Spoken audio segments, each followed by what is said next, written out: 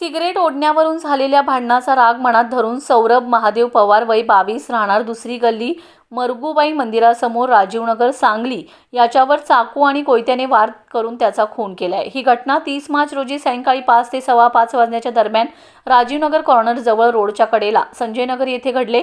यामध्ये शाहिद समीर मुल्ला वय 22 राहणार जुना कुपवाड रोड राजीवनगर सांगली यास ताब्यात घेण्यात आलं असून आयान समीर भिस्ती वय 24 राहणार जुना कुपवाड रोड राजीवनगर सांगली हा अद्याप पोलिसांच्या हाती आला नाही।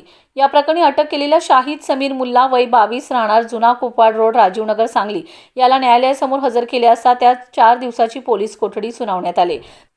तर आयान समीर भिस्ती वय 24 राहणार जुना कुपवाड रोड राजीवनगर सांगली हा अद्याप फरार आहे। सौरभचा सोमवारी सायंकाळी पाठलाग करून खून करण्यात आला। तो फरशी फिटिंगचे काम करत होता। संशयित शाहिद मुल्ला आणि आयान भिस्ती हे देखील रेकॉर्डवरील गुन्हेगार असून त्यांच्यावर दुचाकी चोरीचे गुन्हे दाखल आहेत। तिघेही नशा करत होते। राजीवनगर कॉर्नर जवळ रोडच्या कडेला संजयनगर येथे नशेखोरांच्या अड्ड्यांवर ते भेटत असत। काही दिवसांपूर्वी सौरभ आणि संशयित यांच्यात सिगरेट ओढण्यावरून वाद होऊन मारामारी झाली होती। त्याचाच राग मनात धरून दोघांनी सौरभ पवार यात चाकू आणि कोयत्याने पोटात, छातीवर आणि पाठीवर वार करून खून केलाय। या हल्ल्यानंतर शस्त्र घेऊन पळणाऱ्या दोघांपैकी शाहिदला एका पोलीस कर्मचाऱ्याने पकडले, मात्र आयान भिस्ती पळालाय। संजयनगर पोलिसांना कळवून शाहिदला त्याच्या ताब्यात दिले। त्यास न्यायालयासमोर हजर केले असता त्याला न्यायालयाने 4 एप्रिलपर्यंत पोलीस कोठडी सुनावली।